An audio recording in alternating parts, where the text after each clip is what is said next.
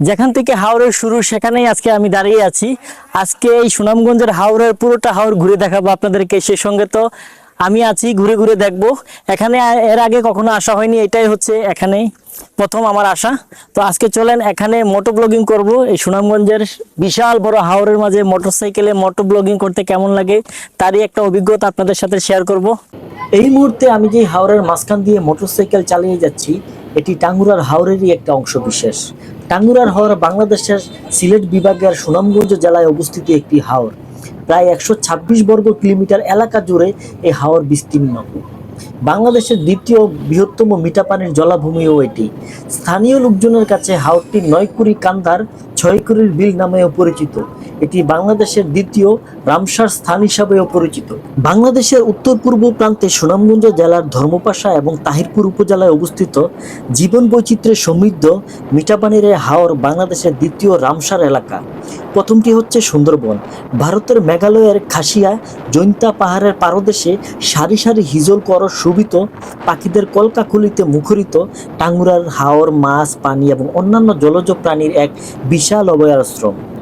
সবার পছন্দের এই টাঙ্গুরার হাওরের মোট আয়তন অনেকেই হয়তো বা জানে না, তবে আজকে বলে দিতে চাই টাঙ্গুরার হাওরের মোট জলমহল সংখ্যা প্রায় 51টি এবং মোট আয়তন প্রায় 6912.20 একর।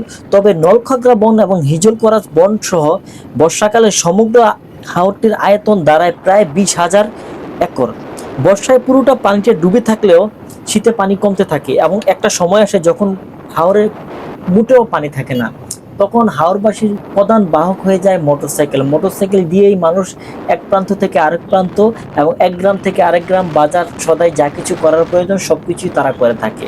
আর শুধুমাত্র বর্ষাকালে নৌকা ছাড়া অন্য কোনো বিকল্প পন্থা বা কোনো পথ নেই। সারা বাংলাদেশের যত পর্যটক আছে সবাই বিশেষ করে এই টাঙ্গুরার হাওরে ঘুরতে আসে বর্ষার মৌসুমে। বর্ষার মৌসুমে আসলে অন্যরকম একটা অভিজ্ঞতা, ভালো লাগা, ভালোবাসার সৃষ্টি হয়, সবার মনেই অন্যরকম একটা ফিল আসে।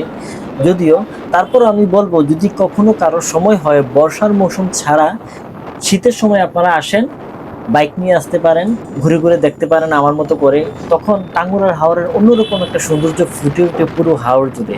তখন যদিও কোথাও কোনো পানি পাবেন না, তবে বাইক নিয়ে পুরো হাওর চষে বেড়াতে কিন্তু অন্যরকম একটা ভালো লাগা কাজ করে।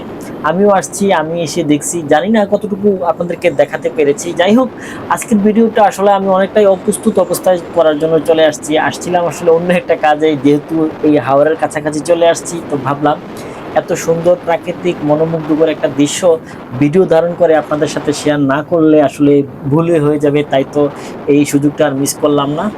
আজকের মতো এখানেই শেষ করছি। সবাই ভালো থাকবেন। আল্লাহ হাফেজ।